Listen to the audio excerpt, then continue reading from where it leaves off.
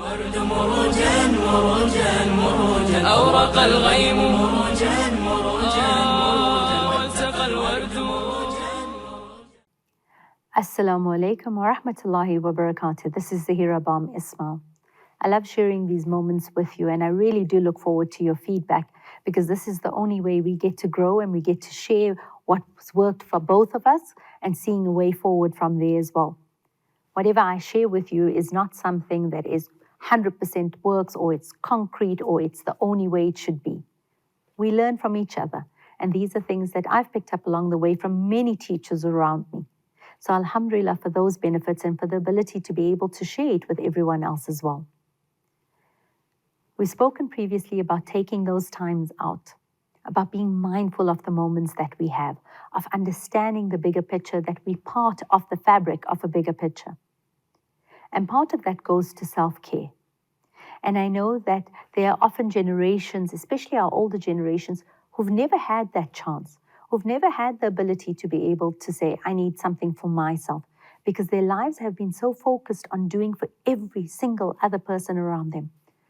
From their children, their parents, well, started from their parents, their children, their spouses, and it just continued and continued. And the elders in our community really understand, not always to a good extent, but what it means to serve others. But in that time, they forgot to serve themselves.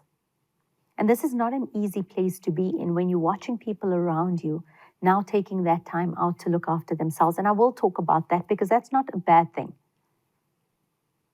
But during this time, take the time out to look at the elders in your community, the elders in your family, those that are remembered and those that are forgotten.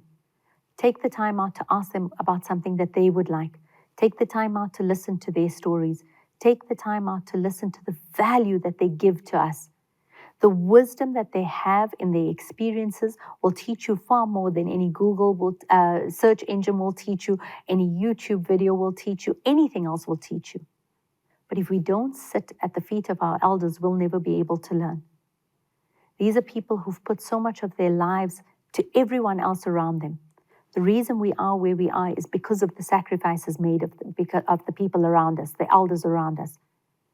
So take the time to be able to hear them, to see them, to hear their stories, to share it with them, and for you to be able to learn from them so that we can make better differences in our lives.